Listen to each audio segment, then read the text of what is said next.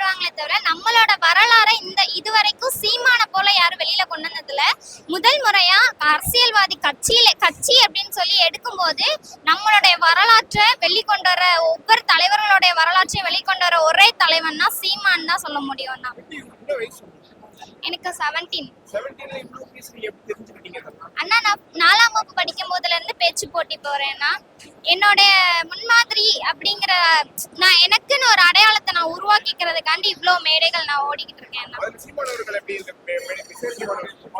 எனக்கு வந்து அவர் ஒரு வாய்ப்பு கொடுத்திருக்கிறாரு. எனக்கு வந்து இப்ப நான் ஒவ்வொரு போட்டியிலையும் ஒவ்வொரு தலைவனை பத்தி நான் தெரிஞ்சிருக்கிறேன். ஆனா இது போல இந்த நான் பேசின ஒரு தேசிய தலைவரோட ஒரு வரலாற்றை வந்து நான் படிச்சதே இல்லை. அதுக்கு படிக்கிறதுக்கு ஒரு காரணம்னா சீமான் கூட சொல்லலாம். ஏன்னா அவர் இல்லைன்னா நான் இப்போ ஒருத்தவங்களோட வரலாறை வந்து நான் தெரிஞ்சிருக்க முடியாது. இல்லைன்னா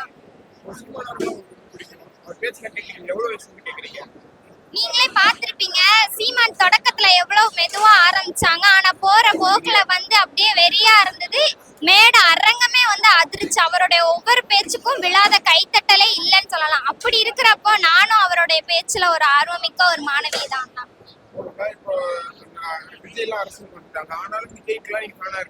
இல்லைங்க, நான் யாருக்கு நான் ஃபேனா இருக்கணும்? வாழ்க்கையில யாருக்கும் நம்ம ஃபேனா இருக்கணும்னு அவசியம் இல்லை. நம்ம ஃபேனா இருந்து எந்த பயனுமே கிடைக்க போறது இல்லைல்ல.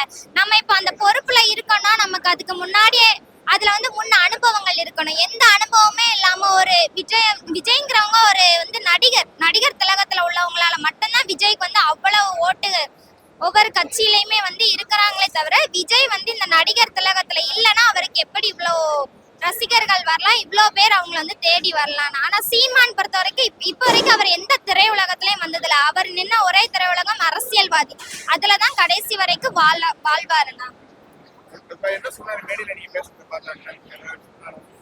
சொன்னாங்க வாழ்த்துக்கள்மா, மிக்க நன்றி, என்னுடைய இந்த போட்டியில கலந்துக்கிட்டதுக்கு ரொம்ப நன்றி, மென்மேலும் வளர வாழ்த்துக்கிறேன் அப்படின்னு சொல்லி சொன்னாங்க.